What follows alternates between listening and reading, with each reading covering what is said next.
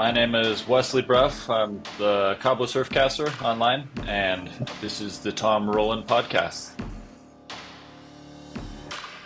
Wesley, how are you today? I'm doing good. I just got off the beach actually. I got back Did you? from fishing. Yeah, I was guiding two guys this morning. Yeah. Okay, that's so cool. I was checking out your bio. Then you grew up in Cabo, right? Did you Yeah. grow up there? Yep, my What's it like to parents grow up moved in Cabo? here. My parents moved here before I was born, so I've been here pretty much my whole life. Um, and it was a little sleepy town back when I was a kid, and I remember, well, kind of driving into town, and the road sign said population 10,000, and now we're at about a half a million. So it's changed a lot in my lifetime. And and how has that changed? Like the beaches and what you're the most interested in. Have you seen a change in the fishing and the beaches? Yeah, I mean, we've lost a lot of access to beaches over the years. Just big resorts coming in, building building new housing developments and resorts, and changing roads and blocking off private property because now we got a bunch of people that go on the weekends and throw trash on people's roads near the beaches, and no one wants that. So then they put a chain or a gate up, and you lose access to the beach. So I mean it. And as far as the beaches that we do get to fish still,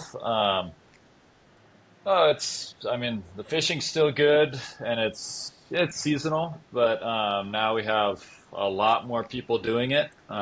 So we get, you know, especially weekends, we get a bunch of people out on the beach, and then you're all fighting for the same fish, and kind of kind of typical of anywhere else you go in the world, and want to fish. But yeah, it's becoming a big city, and but if you know what you're doing and where to go, you're still gonna outfish everybody because we do it 6 days a week, and um, you get out there and see the fish every day. You And know so them all that's by what you're. name, so you just call them from the beach by name. Is that right? So tell me about like what's your season and how does your year kind of rotate around with the different species and the seasons and the tourists, I guess, that are coming in? Like, can you go through like January all the way to December of like what your year kind of looks like and what you go for? Yeah, typically starting about December or so is our cooler water season, and we'll have Sierra mackerel come through in big schools, and that's kind of um, the main target fish. And they look very much like an East Coast Spanish mackerel with the Hmm. yellow dots. They get a little bit bigger on the big end. Big ones are 12, 13, 14 pounds on those.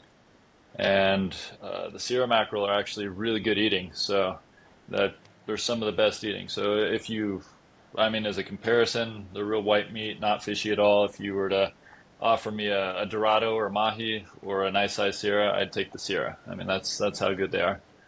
Yeah, we And have a fish that's like that in the Keys. We have three different mackerels. We have a Spanish mackerel, which you referenced, and then there's a Cero mackerel spelled hmm Cero, and then there's yeah, a king mackerel. And between the hmm three, the Cero mackerel is by far the best. Like that is okay, by far yeah, the best fish. The Spanish mackerel can be okay, but the Cero is the one where the captain, one of those comes over, the captain kind of puts it in his own little cooler over here, and but the one that you're talking about is a Sierra mackerel, right? Spelled yeah, differently. correct. S So I S E R R A. Yeah, Right, right. And so that species doesn't exist on the Atlantic side, right? That's a correct. Pacific only fish. Yeah, Yeah, correct. Yeah. interesting. So, and they are surface feeders like the other fish that I see on your Instagram. They can be. A lot of times, we'll get them on jigs. We fish them a lot with like 2 and 3 ounce sardine type jigs or spoons. A lot of shiny stuff. That's kind of the the typical way to fish for them. Another way we found that works really well too, and most people don't know about and never try is floating stick baits. Hmm. Working them super slow on the surface, and even just letting them float there Really? and sit, and then you twitch them about every 5 seconds. And I mean, we've all seen those videos of the big king mackerel, or they call them Spanish mackerel in Australia, the South Hmm. Pacific ones that rocket out of the water on all the nomad videos that we see them Hmm. rocket 6, 8 feet up in the air, 10 feet up in the air, hitting a lure. Well, the Hmm. Sierra will do that too on floating stick baits, That's cool. and it's a really fun way to fish them if the water's clear enough and you have the chance to do it. It's a super fun way to fish them. In fact, it's a lot more fun than ripping jigs across really fast. Um, Yeah. it's fun to watch that bite. Our king mackerel will do that. We can get a real skyrocketing kind of jump, the same kind of thing you're Uh-huh. talking about with those nomad videos. Um, but that, the other ones don't do that as much. But that's super cool. So that's December. Is that your main fish in December, in the cooler So months? that's kind of December through, I'd say, beginning of April or so. And mixed in there, we'll get a mix of small and medium roosterfish, as well as jack crevalle, and sometimes you get the needlefish as well, the big needlefish that we get down here. Hmm. Um, Now I saw that and on then your Instagram. The needle, what you're calling a needlefish, it looks exactly like what we call a houndfish, which Yeah, I'm so houndfish, so needlefish are in the houndfish family. So right, technically you're both right. They do right. call them giant Pacific needlefish, but it is in the houndfish family. Yeah. I mean, that one that you had, Hmm. there's a kid holding one on your Instagram. It looks just like a hound, except bigger. I mean, it's way Yeah. bigger over there. And I've always kind of thought like you'll hook those things sometimes, and um, but if you hook them on the right tackle, it can be really fun. But nobody targets them on this side at all. None. No one does. Yeah. No, and actually, we we not only target them for the fact that they can be pretty fun. They jump kind of like a little small sailfish, Mm-hmm. um, and when they get that big, they'll rip drag off and actually put up a decent Sure. fight. But the other reason we target them is actually we're going to be posting a YouTube video later today that has a really good example of this. Is when all the fish have calmed down on the beach and they're not biting super aggressively, needlefish tend to be the ones that will hit anything. And so you'll take a mullet, a dead mullet, and toss it out to the nearest needlefish you can find in the area. And the needlefish will pick it up and carry it out, and they'll swim with it, kind of sideways in their mouth, and they'll carry it on the surface out there. And sometimes they'll shake it to try and tear it up or something like that. Yeah. And when they're carrying it or they shake it like that, all the other fish in the area basically know the drill. That needlefish will take and shake things and throw them, and pieces will come off, and so all the other fish in the area come up all fired up and excited to try and steal it from them. And Huh. if you're paying attention and you watch them, and you can spot the other fish as they come up, and we a lot of times will use the drone for that too. Fly the drone above it. You can time it just right to where you yank the mullet out of the needlefish's mouth, and whatever other fish is around there will come and just race in and steal it from them and take it, and then you'll get hooked up to a much better fish usually. And Wow. the YouTube video we're putting out today actually has that exact example. We're filming from the drone, and I threw it to this needlefish. He carried it out. You see this big rooster come up and circles him twice, and I was on a headphone call with my buddy flying the drone. He goes, "Big rooster, pull it now!" And I yanked the mullet out of his mouth, and sure enough, he raced in. Two jacks came in and tried to steal it, but the roosterfish got it before, and we ended up with about a 45-pound rooster. Wow. That's So awesome. there's one reason to target needlefish, even when you think they're a trash fish and they're kind of annoying and steal your bait. Um, have them work for you. Yeah, no doubt about it. So Especially yeah, when you're fishing from land. I mean, it's not like yeah, I a mean, little. you're restricted there. So, what's your YouTube? What's the handle of your YouTube? Cabo Surf Uh, Caster. Cabo Surf Caster. Yeah, yeah, go check it out. Okay. And we're getting more into that. We hadn't posted on that a lot in the past, and now we're posting much more on it and doing longer form videos, and it's been fun kind of changing up the content a little bit. So, Yeah. I mean, your Instagram, that's where I follow you the most. Your Instagram is hmm. awesome. Your clips Yeah, thanks. are fantastic. What do you think? Why do you think people like, I don't know, they get tons of views. People really, really like them. You're obviously in a beautiful place fishing for really cool fish. Hmm. But is there another reason why you think it's resonating so much with the fishing audience? Uh, well, kind of my strategy for creating content, and when I started was always I wanted to show the parts of fishing that make us super excited as fishermen. You know, like when you're out there fishing, it doesn't matter what kind of fishing you're doing, but when you're out there, the things that get you most excited are like bait blowups or the attack on a lure or, you know, when the wave comes up and you see that fish racing through the barrel of the wave. All those things, I mean, inside of you, you just, I mean, that's why you're out there is to see stuff like that, even if you're not hooking up, you know? And those kind of things, if you can take and capture that and put it in slow motion and have it really clear, which you find out that the slow motion and the high resolution all equals much, much, much more dollars of camera equipment because each one of those things adds thousands of dollars to what it takes to capture that. And I thought it was only the camera equipment. Then you get back home and you finally got your camera equipment. Then you go to edit it and you realize that you have to spend more thousands of dollars on computer gear to edit that quality stuff. So I mean, it's a domino effect, and I really love that part of it too. The creating content, catching those moments, being able to go back and watch them, and now. You know, I have Angel's my camera guy. He does the drone and camera work now, and it's it's now like we do it together, and he's doing the video stuff now, and you know now I get to be in front of the camera a little bit more, and it's a shift. It's different. I used to love creating the content. Now I have to pass that off to him, and he's making it. So all the really cool stuff that's being made now is him, not me, and so it's fun. It's fun being a team and doing that, and where now I mean I have to. I mean, to make a living, I guide full time. So we try and do that around the guiding, and it becomes super busy. Yeah. So how much are you guiding? Mhm. 6 days a week? Is that what you said Yeah, earlier? 6 days a week right now. Yeah, And yeah. is that mostly visitors or locals too, or who's your Mm, clientele? pretty much exclusively visitors.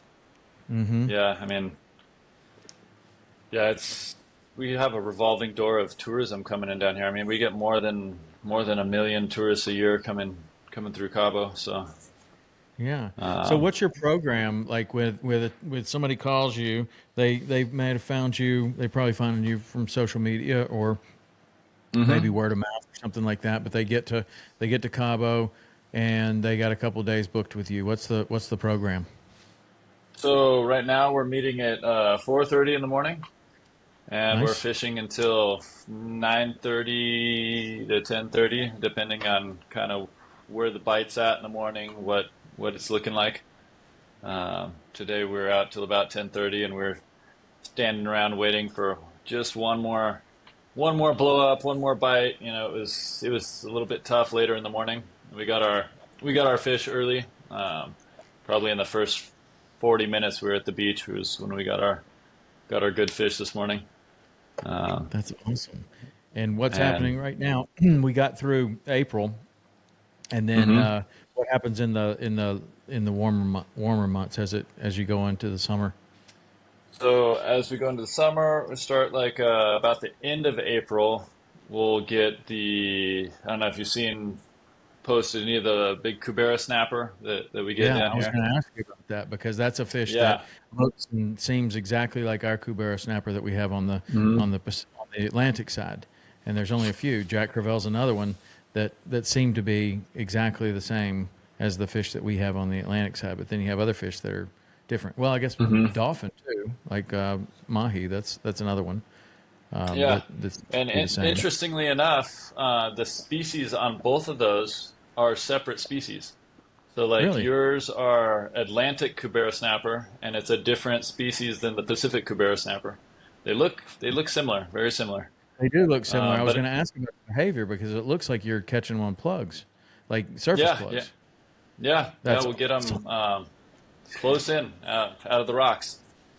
Wow. Um, That has got to yeah, be. I mean, some of the ones I saw you carrying up there, that has got to be a hell of a fish to trying to get back in the rocks. I mean, a Cubera yeah, snapper is that is a badass fish, and if it's got a rock nearby, it's likely to get back in there. So what's the how do you fish for those? those guys we use big stick baits, heavy line, and heavy leader and a long leader too, because of the Yeah. rocks. So the long leader is key to fishing those guys in the rocks. And walk the stick baits slow in the areas they're posted up in the rocks. And I mean, my biggest one hit, and it was probably in, I don't know, 5 to 6 feet of water. Wow. And yeah, I mean, it was a huge explosion. They do the cartwheel with the tail flop over the top like that and take off on a run. And they have rocks all out there. And like you said, they head straight for the rocks. And it's one of those like, you can feel your line just sawing on the rock, and you're like, oh no! So you loosen up the drag is kind of the technique, and let them run and settle down, and then once they've settled down, then you start adding pressure and kind of working them back off the rock. And my big one did that a couple times. He got on a couple rocks, and I thought I was going to lose him a couple times. And then he tired out. I finally probably took 20 minutes to land him, and I was standing about 20 feet up on a rock, and I had to land him through the rocks. So once he was tired, I used a big wave to kind of carry him up, surf him up into the first set of rocks, and then you hold him there till the water drains out. And, and I thought to myself, I was like, okay, I need to get him up one more layer of rocks, and then I'll be good. And so I put pressure on him as I saw the wave coming in, and when I had that pressure on him, the leader broke right at his mouth, and he just fell down in the rocks there. And I was like, no, no, no, no. And I threw my rod and I ran down through the rocks. And wave came in. He was trying to get out through the white water in the rocks there. And I ended up jumping on him like a cat, just like landing on top of him and um, getting a hand on him and got him out of the rocks. Took a couple waves trying to get him out, but he ended up being 73 pounds. He was a monster. 73 pounds. So, and Wow. for the Pacific Cubera snapper at the time, the world record was 78 pounds. So I was super close. I was bummed. I was like, oh, this might be the world record. And I think now the world record's 80, in the low 80s somewhere. Um, Wow. but yeah, that that is was an that was awesome exciting. fish. That's an Yeah, awesome fish. That's on a and surface bait. yeah, to when hit you're in 5 or 6 feet of water is quite a show. Dang. So what does a fish like that make a living eating? Our Cubera snappers are known for eating lobsters. Like people go out and Uh fish huh. them with a live lobster, which can support a fish, that's 50 or 60 pounds like that. I mean, they're eating big things. What's the primary food source for those in five The feet of water? main food that they're going for this time of year is actually we have a mullet run that starts about that same time, Okay. and so they're looking for mullet. They're targeting that, and the way I got this guy was I was working the stick bait, and it was gliding kind of back and forth. And as I came up to the edge of the foam line coming off the rocks, I just paused it for a second, and it glided right up to the edge of that foam line and just kind of paused right there. And I let it float right and that's the edge of the visibility. You get the foam coming off the rocks and the white water off of those waves that just crashed, and then you have the clear water on the outside of that. And so you bring your bait right up to the edge of that clear and foam, and they feel like, they have the advantage. They can ambush that bait, and that's how I fish a lot of stuff. When you're fishing that way, is if you think like a fish is only going to dart out and chase after something that they think they have the advantage on, and they're going to win, because bait fish are super fast in open water. They'll outrun usually whatever's chasing them. They can outrun it if the water's clear and open. But if they don't get if the bigger fish gets the jump on them, then they're had. So you're trying to make those big fish feel like they have the advantage. So you bring a bait up like that to the edge of the murky water and you let it sit there for a second.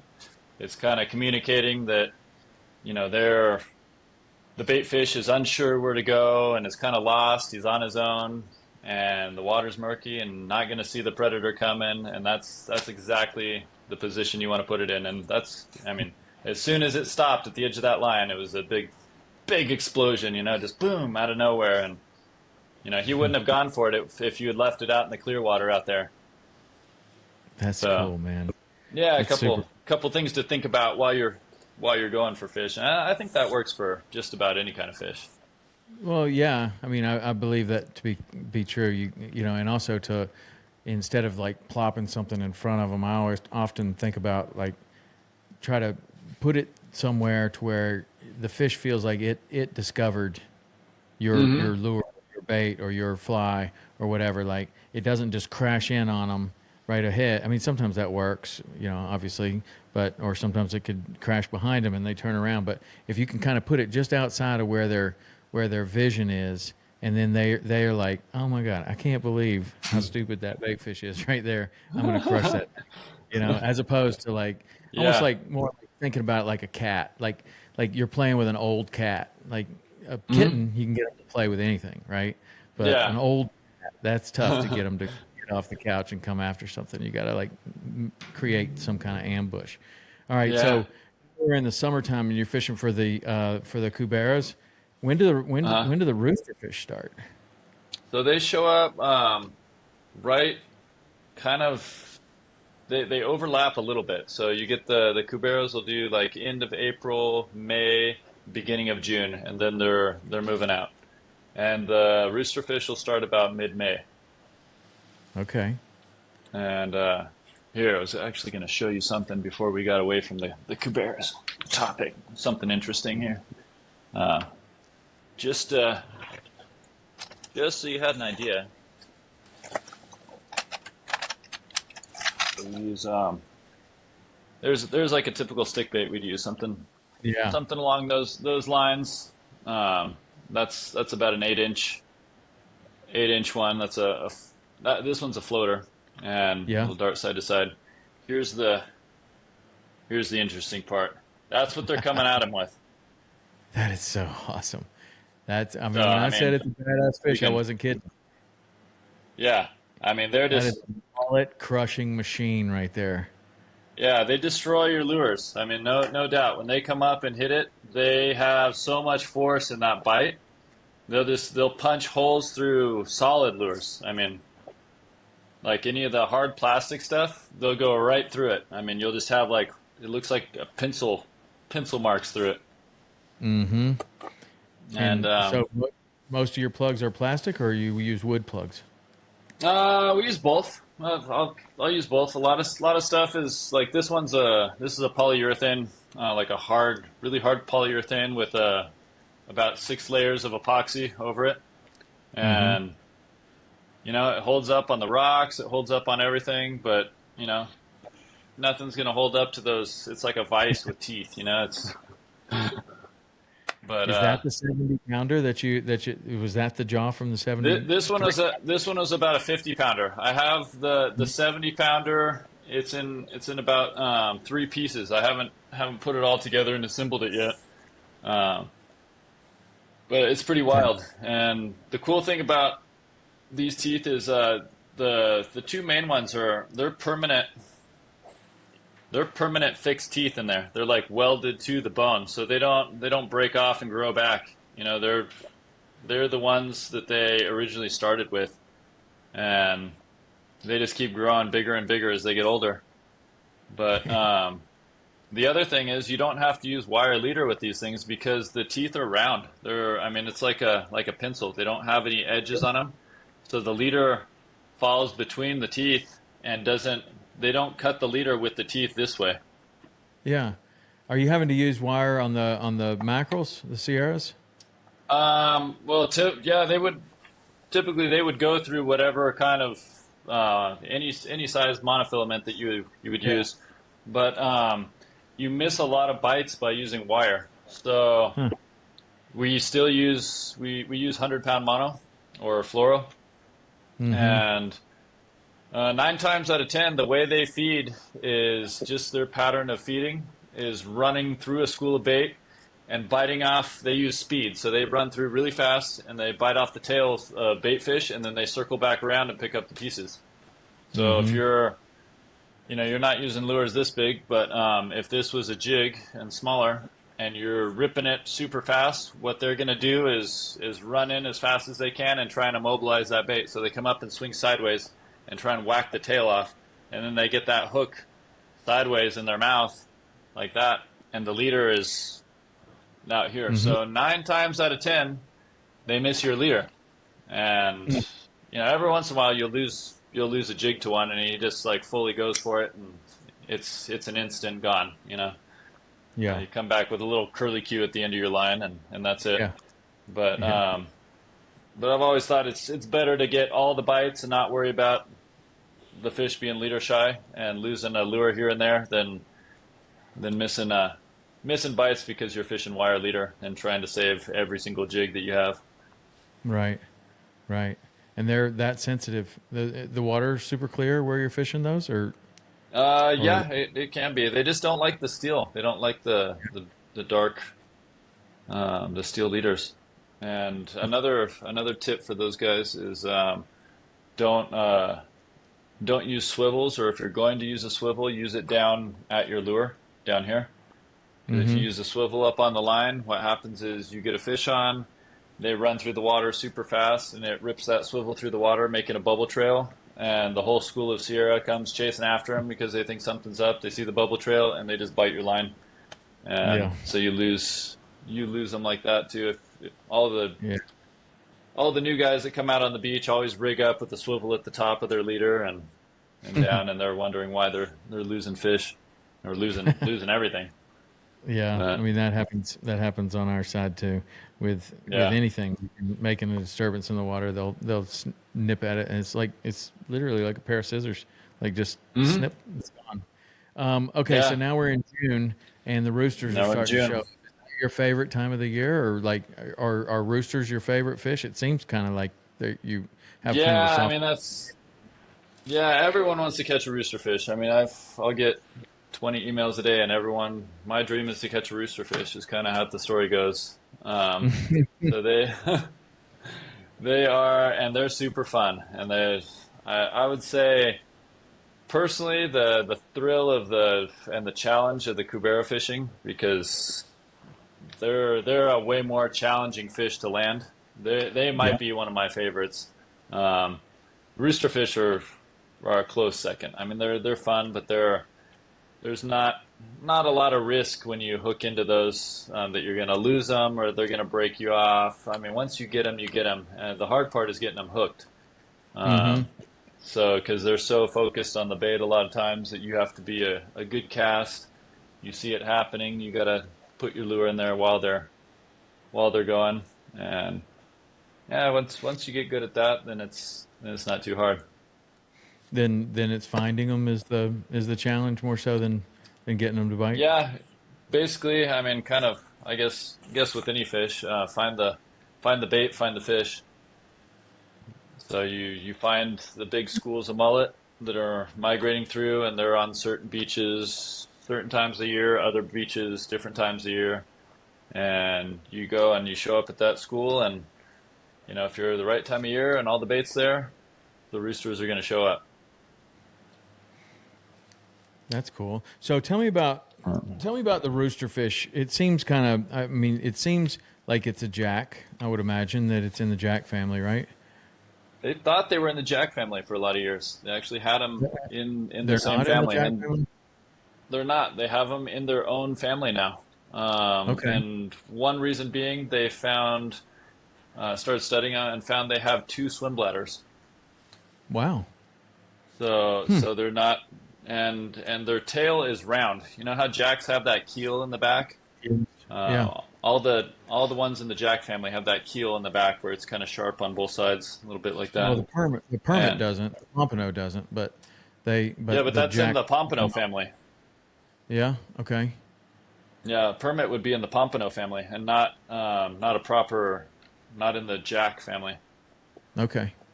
All right. And so the rooster, I mean, the rooster is kind of like a, would you call it a subspecies of the jack family, or it's in its own family? Um, Possibly. I mean, they're in their own family. I mean, they're not scientific name. They don't have anything similar to the jacks. Okay. I mean, they fight. And They, so, they fight similar. yeah, but they have similar kind of behavior from what I can see. I'm absolutely no Hmm. expert in roosterfish, and that's one of the reasons why I want to talk to you because I would like to learn more about them. So every fish has like interesting things about them, like tarpon roll and use oxygen in different ways, and then if you fish for them a lot, you start to realize, oh, well, they're using that to their advantage. How does a roosterfish use two swim bladders to its advantage? I haven't figured that one out. That's one I don't. I'm not sure. They I do know a couple interesting things about them. From just a physical perspective, all roosters have seven spines on their comb, the top of the comb. Hmm. And you see a lot of artwork going around, people wanting to put roosterfish on shirts or in paintings and stuff, and they always paint like more spines or less spines, and it's always seven. There's always seven. So if you count and you're seeing some new art piece of a roosterfish, every roosterfish has seven spines, and the artist wasn't paying attention if it doesn't have seven spines. So, um, but they swim most of the time with that down. It folds down into like a little channel, and Hmm. and so it's down most of the time. They use it to feed to spook the bait, and they flash it up and they tear around on the surface, and they'll go in circles. They don't have any teeth, even less teeth than Jack Crevalle have like little teeth in there. Hmm. Roosterfish don't have any teeth at all. It's kind of like a bass, that real rough like sandpaper you feel. Hmm. So they rely on kind of the big bucket mouth, and they chase the bait down. Um, and the other interesting thing is when they're going to feed, they change color. So they will light up right before they're going to feed. And we kind of have a joke running. We call it Godzilla mode.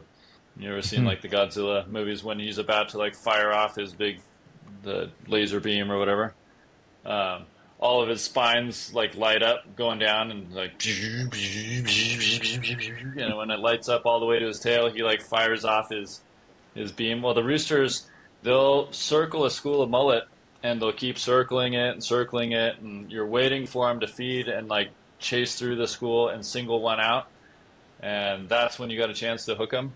So when you're watching them with the drone, you can tell right before they're going to feed, those dark black stripes on them just like light up and get super dark on them and super pronounced, and it's like right before they're going to charge and go for it. They light up even before. So like Angel will be on the drone, he's like, oh, he's going into Godzilla mode, he's about ready to go, and you're sitting there on the beach just waiting for it, waiting, and all of a sudden it just boom, everything explodes, and one bait comes flying out, and he singles that one bait off, and then you're ready to cast, and you got to hit him right when he's going for that. So Nice. if you cast before, you miss it, and a lot of guys, they get impatient and they're like, oh, I see him out there, I'm going to cast now because I see him, and you need to wait till they feed. Yeah. That's awesome. And how many typically are together? Are they sometimes solitary and sometimes in groups, or how does that What do Yeah, you? yeah. Sometimes they'll be on their own. You'll get one big one come into a school and harass the school by himself, and then other times you'll find them and they'll work as a team. So they'll, two or three of them will come in one side of the school and two or three from the other side, and they'll pinch it together, and then they'll all go for it together. Mm. Um, and and that's really fun too. When you get a bunch of them going, then it gets competitive, and you throw a lure in there, and they're all pushing each other out of the way to get to it, and that can be really fun. That sounds like an incredible opportunity to catch one. What would you say is like your dream scenario for a roosterfish? Is it Drink. when they're competitive with one another like that, or is it a big single, or what do you like? Yeah, the competitive part is really that helps a lot. I mean that gets them going. It was we had an interesting year this year. My absolute best day was I found them in an evening, and there wasn't any bait around. They weren't chasing any bait. They were just all out there. There must have been like a big group of them, and it was in the evening, so you couldn't flying the drone wasn't really an option because you can't see in with that evening light very well. You get a lot of glare on the water. Hmm? But we were out there, and I was throwing topwater, and it was just like that. You'd throw a topwater lure, skip it across the surface as fast as you could go, and you'd see about 10 fins come out of the water from different directions, and they'd all funnel in at your lure, and then it was just a giant explosion, and whoever got to it first then you were hooked up. And I landed 12 in 2 hours, Wow. and the big ones were 65, maybe 70, and the small ones were 30, 35. 35 pounds Yeah, and 70 pounds? yeah, That's a serious fish. That's a yeah, serious and fish. yeah, to land 12 of those in 2 hours was like just physically, I was done. I couldn't hardly get out of bed the next morning. That's when maybe you needed a charter that you could film them catching them instead of you. That sounds Yeah, almost like yeah, no, it was wild. And the issue wasn't hooking them. The issue was like how fast could you fight that thing to the beach as hard as you could go? Because your okay. next cast was Yeah. like a guaranteed fish. Yeah, that's so cool. That's so cool. And so that's not a situation that you normally find a group of them like that with no bait? N- No, especially not with no bait at all. I mean, we didn't see them chase a single bait, which was really rare. Usually, you'll find bait around, they're in the area for some reason like that, and these guys were just all on their own, I guess. I mean, all you had to do was cast, and they'd come out, and we never saw them chasing any bait on their own. Wow. And so how far offshore is that happening? Oh, I mean, I was hooking them within 20 feet of the beach. I mean, they were, Really? yeah, Wow. That's I don't know why I just get this kind of I see you fishing with really long surf rods or really long for hmm us, um, and it seems like you're making really really long casts. And when you're walking, often you have to. Everything seems to be just slightly out of range for you when you're walking, but a lot of what you're talking about is really close to the beach. And then I see you got a snook right behind you. We have snook fishing in Florida where they'll hmm literally be on the first little drop. I mean, it's like feet off the beach. Most people, if you waded yeah, in, you'd be too far, right? Like they are yeah, right there. And uh-huh. is that what will the roosters do that too? Like be right there at the shore? Yeah, I've actually cast out after a fish that was feeding coming towards the beach, and I cast out past him to bring it up into him. And by the time I got the lure up into him, he had beached himself on the sand next to me with the mullet, and was turning around trying to get back into the water. And I don't even know what to do. Like, do I throw my rod down and just grab him, or it was just I was in shock. But they'll come all the way to your feet. I mean, sometimes they're so close. I've actually just taken the rod and flipped it down like that with the leader hanging out of the tip, and I've hooked them before like that. Like Wow. they'll, yeah, they can be. But the challenge we have is that we have really big surf sometimes. Yeah. So where we have that drop off right there, where you're saying that kind of that deep spot where the fish will run right next to the sand, Hmm. we'll also get surf that the faces of the waves are 10 feet, 15 feet tall. You get these big barrels that just crash on the beach. So you can't stand right at the waves break, on the beach. So you have to be up the Yeah. sandbank a little ways. So that's Right. So where after that distance wave comes goes in a little in, bit. yeah, Hmm. after that wave goes in, you're 50 feet away from the water, probably. Or Yeah, when the yeah, wave comes because up, calf deep. yeah, I mean you can run down and cast and then run for your life back up the beach before you start retrieving. But Yeah. that's Yeah, I mean that works too. But you have to be able to run for your life. That I'll get guys who want to go down and cast, and then they want to like hang out down there and Yeah. start retrieving No. their cat, and then they'll get just taken out by a wave. And you're like, no, no, no. If you're gonna go down, you have to run, like get back up. You ever have to save somebody? Like that Yeah, I gets mean, not washed out?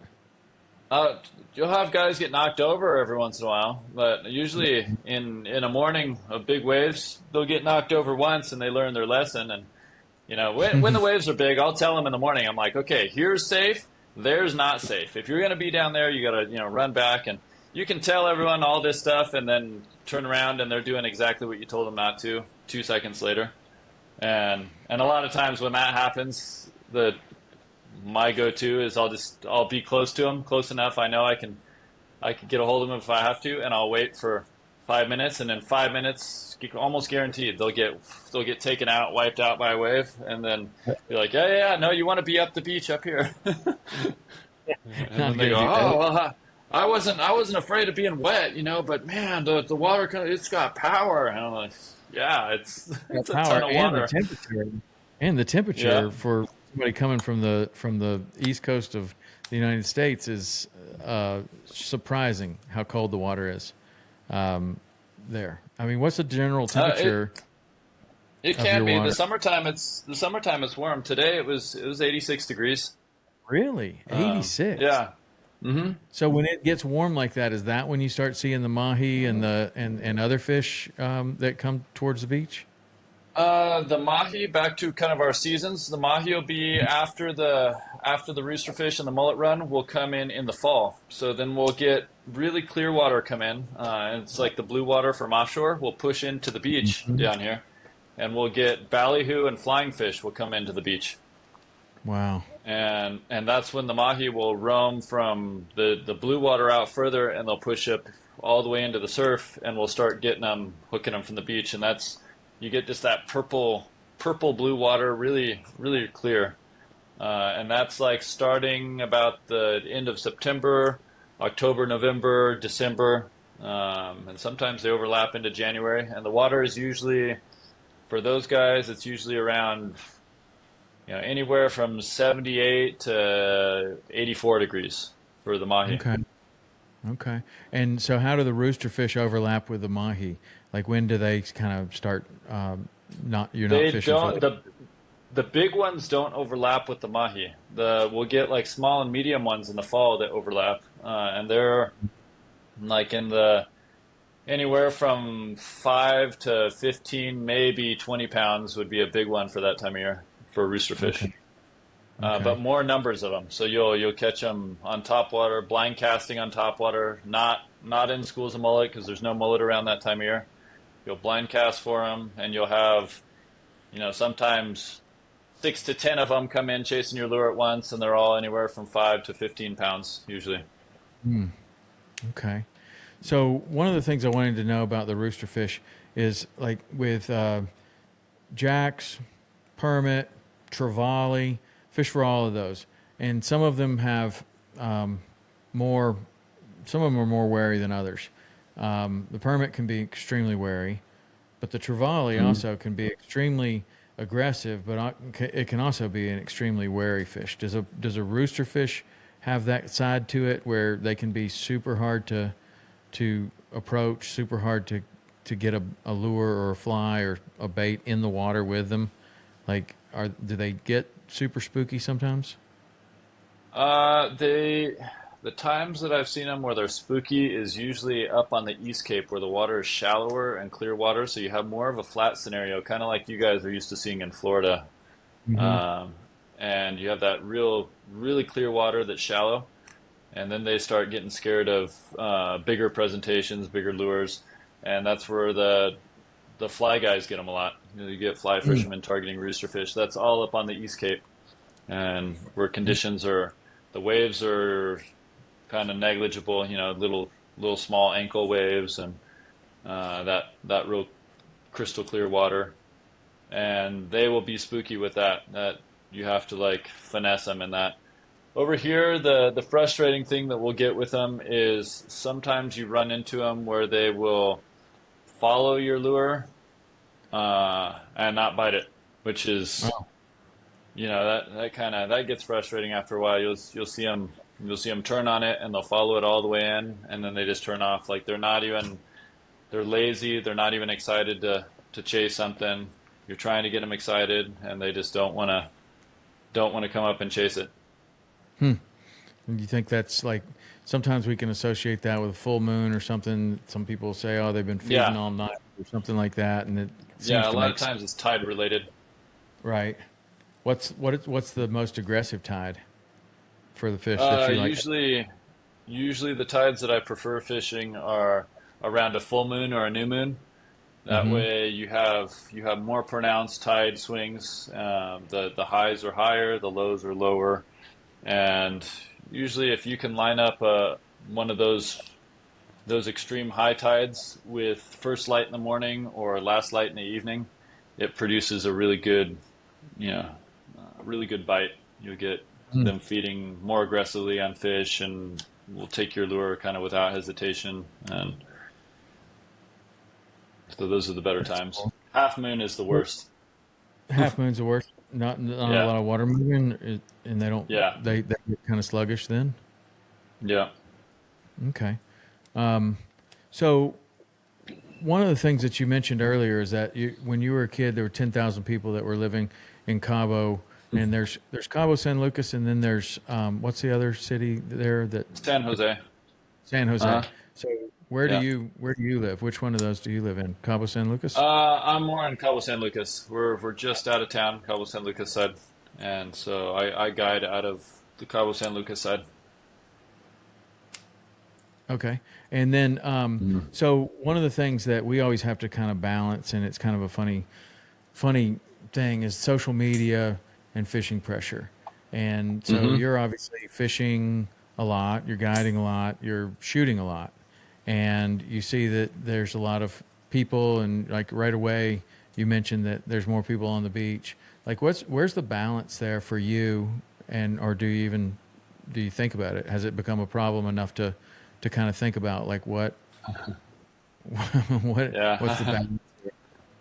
I used to try and balance it more and hide more stuff and try and take pictures without showing where we were, and I still do that when I can, but now more and more it's one of those things that if there's more guys on the beach, you know someone can get lucky, but if you're if you're a good fisherman, then you're gonna outfish the guys who come out on the weekends. It's Yeah. and you're gonna know the tricks, you're gonna know all the tips, and you're gonna know exactly how those fish respond to certain scenarios, and you're gonna be seeing those fish, you know, 3 seconds before the next guy down the beach, and you'll be ready for him right when he's coming up, and they still won't have a clue that he's there, and yeah, all the little things of being out there and putting in that many hours every day. And that was the month of June for us, was super super busy guiding and work wise. It was just I think in June I guided 134 people just in June. Wow. um, So what's your normal trip? You take two or three people a day, or like what's a normal uh, trip? up to four. Okay. But then we were guiding evenings in June too, so morning and evening trips, and which usually put us on the beach between 10 and 11 hours a day. So Wow. that's a lot of casting, 6 days a week. Yeah. Yeah. Yeah, And are you fishing too when you're out there with your clients, or yeah, not? yeah, Okay. Yeah, no, So fishing with them, and you know, I'll hook and pass stuff too for people who want to fight fish, and you know, that's a lot of times, you know, a perfect cast goes a long ways and puts, you know, a 50-pound rooster will give you a 40-minute fight, and that fight can be pretty fun if you can get someone who has never fought one on a fish like that. That's pretty awesome. so when you have that many people coming down from all over the world, some people think they're good fishermen, some people might be a good fisherman, but not necessarily in that style of fishing. What are the challenges that they have? Is it casting distance? Is it not knowing how aggressive the fish are and how fast they should be retrieving? Like what are the things that you see that are the most consistent problems that people are having and why they're not catching fish? Uh, I'd say most of the guys I take out are not good fishermen, is what I would how I would qualify it. There's a few outliers that you say, hey, yeah, this guy knows how to fish, this guy knows how to cast, and you know, then it's fun because you're not worried about the technical part of the fishing there.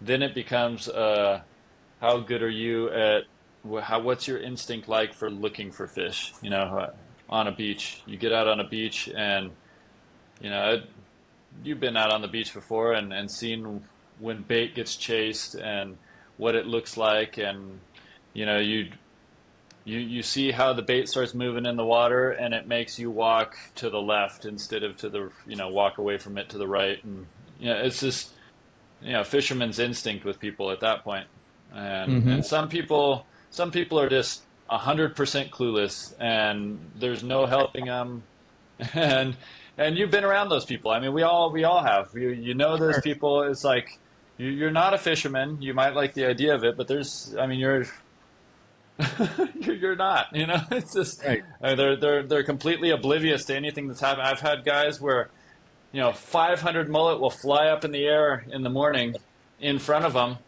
and you go, oh, right there, you see it, and they'll go, no, where? And you're just like, never mind.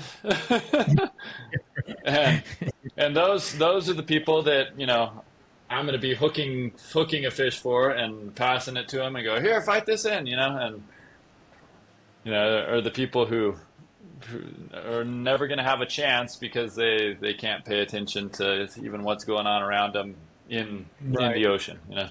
So And when you pick up your clients and you're kind of trying to gauge the skill level, you get out to the beach. Are you starting to like? Are you gonna cover some ground, or are you gonna kind of find a spot and kind of watch and see what's there, or like how much ground are you covering in a half day, or is that totally dependent on the behavior of the fish and the weather and everything else?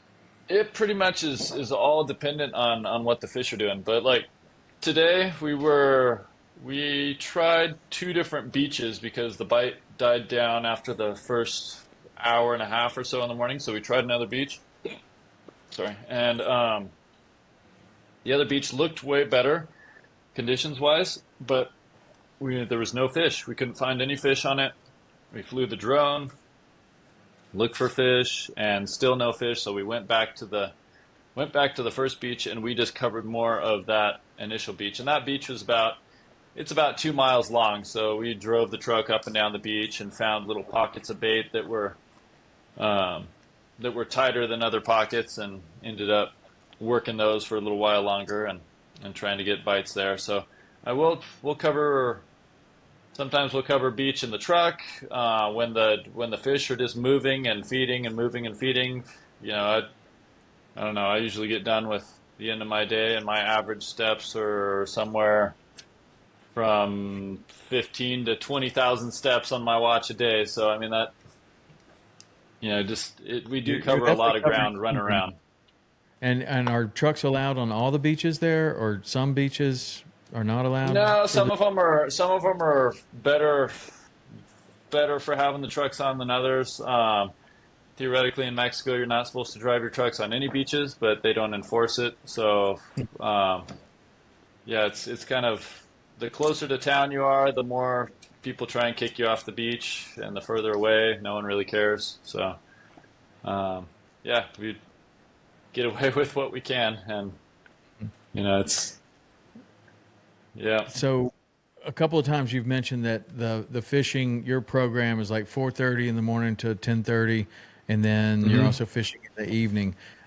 We, in Florida, we have the tarpon is a nocturnal fish, and so most of the best tarpon fishing is associated with the same kind of thing, either early in the morning or late in the afternoon. You can catch a couple in the middle of the day, certainly, and people do all the time, but it's definitely, I mean, you don't have to be much of a tarpon fisherman to realize almost immediately the fishing's better in the morning and it's better in the afternoon and it's probably the best at night. What is it Hmm. about your fishery that has these fish associated with these lower light periods of the day? So, interestingly enough, we don't fish any of these at night. They don't. I mean, you'll get guys will fish just dead bait laying on the bottom for snapper sometimes at night. But like roosters, jacks, mahi, all that stuff, we don't fish any of them at night, mainly because the bait here gets pushed in early morning from deeper water, and then in the evening, when the sun goes down, all that bait pushes out to deep water, and you can watch it happen. And usually, you get a good feeding frenzy in the evening as the sun's going down. It's starting to get dark. Everything starts blowing up, and then you see those schools of bait move, and they'll just move offshore, and they'll push way offshore and go into deep water. And then you'll sit around in the dark in the morning and wait for them to all push back in the morning. Hmm. So Is it's something pushing them in, or it's just the bait pushing itself in? Like, usually it's the bigger fish. So you get the yeah. roosters or jacks. The jacks tend to drive the mullet faster than the roosters do. You get a school of 10 or 15 jacks, and they'll all line up like a wolf pack behind it and just push it all into the beach. And then the roosters will hang out and be opportunistic and go for their runs too. Yeah, that's interesting. To think about it like that, that's just the bait getting pushed. I guess I don't know. Maybe the Jack Crevalle. We don't fish for Jack Crevalles at night. I mean, you'll see them sometimes in the lights, around docks or the Hmm. bridges or something like that. But the tarpon's a different story. Like they are definitely a nocturnal animal that Hmm. has an eyeball that is very. They're very very adept hunters in very very low light, and they use that to their advantage. And they Hmm. also use their ability to breathe air by rolling, and they can operate in very low oxygen situations as well. And they do that mostly, I think, when they're very young. They go into these low oxygen areas and they eat mosquito larvae and all kinds of stuff like that in places that they have no other competition. And sometimes they can go into places where like the tide has come in, and then it washes out this kind of like tannic kind of dirty Hmm. water from mangroves, but it's totally natural. But it doesn't seem to have a lot of oxygen in it. You'll see these little fish, and they'll be kind of not swimming quite right. Like they'll be kind of like on their sides, and but it seems like it's a very temporary thing. Like once that water pushes through, then the fish has enough oxygen to behave. But a tarpon can come in there, and they can be clear headed, and they can kind of like a Huh. swordfish is able to, like a swordfish can apparently like route the blood to its brain in very cold and deep water, and so it Uh-huh. has, can hunt in places that other fish can't even live, and it's clear headed and perfect. The tarpon does it in a way that they can be in very low oxygen situations and feed on all these fish. But then they also have another kind of superpower, which is like they have an eyeball which seems to work really, really well at night. They can see very, very well at night. Hmm. And so they end up feeding really a lot at night. Now they do it in the daytime too. They kind of feed all the Hmm. time, but you'll go to one of these bridges or you don't even have to be fishing. You can just be on a bridge, and you get the right tide, and there's shrimp and crabs pouring through this bridge, and it sounds like somebody's throwing bowling balls off the bridge. Boom, boom, Hmm. boom, boom, And it's not all associated with the bridge lights either. You'll see it way out there. You'll just see these big explosions. And it's obviously Wow. because they see well at night. But the Jack Crevalle doesn't seem. I would think maybe if all that Uh-huh. bait pushes into safety in the nighttime, and it's out there in deeper water, pulled up in big balls, maybe it's safe out there for some reason. And then as the light starts to come up, the jacks are like, okay, now we can see, and we're going to start pushing this towards the shore. I don't know. Does Hmm. that make any sense that would be Yeah, how no, that's what it they're sounds like. doing? Yeah. Yep. Yeah, and then the roosters are there too, like opportunistic. And then you have like Hmm. some sort of a backboard. The beach is like a backboard. They're only going to be able to go so far, so Yep. they got them kind of corralled in there. But I had heard that your fishing was real early, kind of, and that's Hmm. what's all over your Instagram are these beautiful early morning shots. That doesn't hurt anything either. You got that beautiful sunrise out there, Yep. which makes it so cool. So now Yeah. we've gotten on the annual calendar sometime in the fall, and you're catching these mahi. Do you catch any really big mahi off the beach? Like what's a big one Uh, for the yeah. I beach? mean, we'll. My biggest ones, I've lost most of my biggest ones that I've hooked, and that's kind of you know, the tragedy of hooking into them is they jump and shake a lot. I mean, similar to tarpon, they Yeah. have that tail walk and they jump and just Mhm. shake. Well, they get the jig and they use the weight. It works against you and works a big hole in their mouth, and then after about 5 or 6 jumps, they'll shake that jig and it goes flying out. And to keep them hooked is difficult. So yeah, my biggest ones, I've lost them all. My absolute biggest one, I know for sure. Um, I had him all the way up into the last wave. I probably spent 20 minutes babying him and got through the 6 or 7 big jumps at the beginning. He was calmed down. I had him working him into the shore and had him in the last wave, and the swell came up and I got to see him sideways in the swell, and it was like, whoa, look at the size of that thing. And then he turned at me in the swell and just turned his mouth and he shook like this with his mouth open, and the jig fell right out of his mouth and he just turned around and swam away. And it was such a heartbreaking moment. He was probably he was at least 45 pounds, if not Wow. into the 50s. Um, Big That's wide head, they had that big tall yeah. flat head, the big males, the big bull That is a ones, legit and fish. he was a monster. And Is that the kind yeah, of thing I that you still can. up for too? Do you have the What's drone up that? for that? Do you have the drone up for that fish?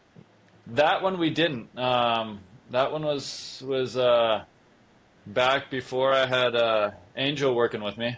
Um, and so I actually spotted the group of them with the drone myself, and then I set the controller down and ran down the beach after him with my rod and took the cast, but they were way out of frame by the time I got down to them, and so the whole thing happened without without being filmed. Oh man. But we've filmed some decent stuff since then, and we're looking forward to this season coming up. Um, Trying to be able to film more of that exact stuff, but we got a few videos on the YouTube channel that where you can with the drone see where the lure goes out coming in, and with those guys you reel as fast as you can go. I mean you're just smoking it across the surface as fast as you can go, and they can go about 4 times as fast. So they'll Yeah. catch up to it like it's nothing. Yeah. And I've had them hit it, get hooked, jump twice and shake, and you lose them, and then you wind up quick, make a cast again, and that same exact fish will hit the lure again. And I've had Yeah. them do that three times in a row, and you'll stick them. I mean, you got it fully in their mouth, and I mean you got hooks in them, and they'll come back and hit it 3 times in a row. Mm. Which, That's awesome. yeah, Just to they're, be able to see they're a fish wild. like that on the beach is amazing. So you've been doing this for a pretty long time. Have you ever thought that maybe you would do better with a boat, or you have any intention of ever getting a boat, or do you think you would change your fishing, or you're perfectly happy on the beach? Oh, I mean, I go out on the boat when I got time. Definitely, probably my favorite's probably going after yellowfin tuna with Mm. poppers and stick baits on spinning gear. Yeah. Yeah. And so I got friends with boats down here, good friends with boats, and it's better that way. But the land the land based stuff is my ideal would be to be able to go and travel and film um, in other places of the world doing land based stuff and catching the really big stuff land based, and we've done a decent amount of that. I've fished Australia before and camped out on the islands out there and fished for GTs and the Nice. big mackerel out there and stuff. We fished Colombia a couple of years ago and camped on some rocks that you could say islands, but they were more like just jagged rocks uh, out in the middle of the Pacific side of Colombia. And we did that. Uh, I fished a decent amount in Florida, which is fun. Um, Yeah. Is that got where my you big. We had done snook out of Jupiter and Crystal River area, and Mm-hmm. then I got a big tarpon from the dock in Crystal River, and I know it's like mixed feelings about that for you guys over there. Dock pets or the ones around there. It's for me it was awesome. I just wanted to hook into one and keep it hooked, and Right. I hooked into a huge one and I landed it from the dock and it taped out. We measured it all out and it taped out to 190 pounds. Dang. And On a yeah, foot. so I mean, yeah, it was bigger than I could reach end to end, and I'm 5 foot 19, so that was a that That's was a a big big one. fish. He, he was probably what was he 8 foot 8 something long, That's a big. and I could barely get my arms around him this way. So I got up to my chest in the water, and I tried to just like briefly do one of those and get him out of the water for a shot, and I couldn't get him quite clear of the water. Dang. Um, Big one. but yeah, it was super fun. I mean that, and after getting that one, it's like man, every year I go back. I fish Florida every year after I cast, and we spend the rest of the week out there fishing, and I just feel like I just have like no pressure to land a big one of those. It was super fun. And I'd Yeah. love to hook more of them and have fun with even smaller ones and stuff like that. But I finally got that monkey off my back. Getting that big one. It was fun. Yeah, Yeah, an that's incredible funny to know fish. how everybody feels when they come see you for a rooster fish and they finally catch one. They're like, okay, I'm good. Hmm. I've caught a Yeah. rooster fish. That's what I Yep. wanted to do when I got here. Hmm. Well, speaking of that, how would somebody fish with you and how do people follow you? Like, what are you Cabo Surf Caster everywhere? Pretty much Cabo Surf Caster everywhere. Now on Instagram it's Cabo Surf Caster 2 after our account got hacked about a year ago, Oh, and so we man, lost we lost everything and had to start really? over. So now it's Cabo Surf Caster 2, and it's got better content than before. So for we got that. Then YouTube, we're working a lot more on that and doing longer form videos, and we're focusing a lot more on that. So that would be a really good one to follow at. Do the whole subscribe, hit the notification button, all those. Yeah. Um, but yeah, we put stuff up on Facebook as well, and we got a um, TikTok account, but everything goes up on that as well. But as far as booking trips, the best is to email me or contact me through my website, which is cabosurfcaster.com, or email me cabosurfcaster@yahoo.com. All the booking stuff, I don't do any booking on social media, just because you lose track of so many messages and it's hard to keep track of people. You get big numbers on those accounts and those messages get pushed down and things fall through the cracks. So all the booking, I'll just I will ask everybody who wants any information or anything on booking the guided trips all through email. That way it keeps it organized for me and Yeah, and I for don't sure. I don't lose track of people. Yeah. Very cool, man. That's cool. Because I'm on the beach half the day, and then I don't want to have to be chasing people down in four corners of the internet Right. for the rest of it. Do you have anybody that helps you book your trips and stuff? So my wife actually does all the responses to the booking and all the info and availability and the calendar scheduling, and um, so she helps me with that. There you And go. and then Angel takes care of all the video editing, and then I'm the one who posts on Instagram. He covers most of the Facebook stuff. I pop in and out of Facebook and of YouTube. I pop on YouTube quite a bit too now. So, Right. but All right. Well, your stuff is really cool, man. It's really really cool. I would love to come down there and fish with you.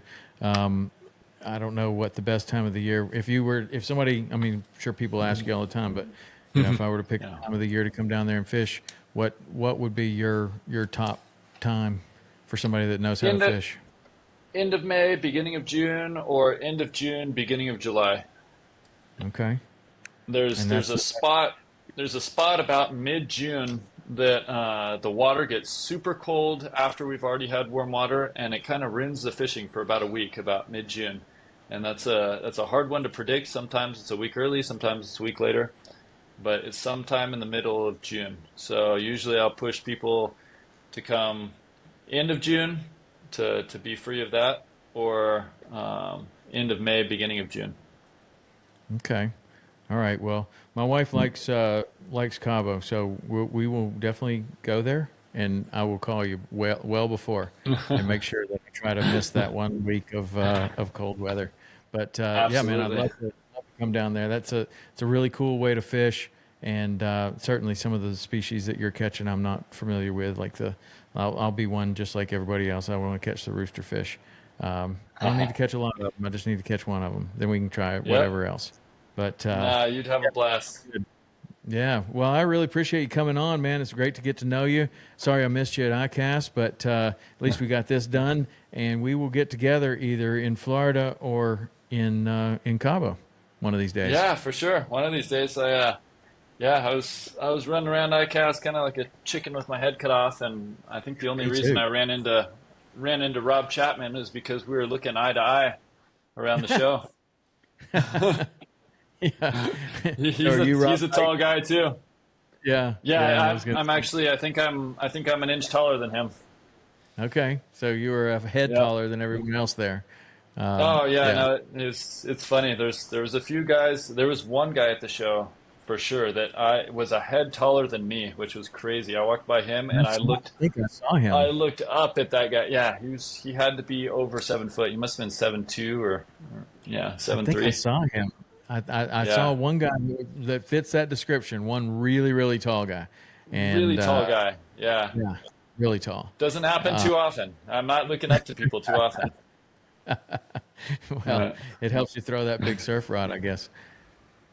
All right, Wesley. Thanks so much, man. We'll have this out, and we'll be back with another awesome guest like Wesley next week. So if you like this one, please share it with somebody, all your fishing buddies, and follow Cabo Surf Caster on all the different social media platforms. Cabo Surf Caster 2 on Instagram. That's where I see him the most. But he's on all the different platforms, and you can go to YouTube and see that video that we were talking about today. All right, we'll see you guys next week. See you, Wesley. Thank you very much, and we'll talk to you soon. right on. Thanks, Tom.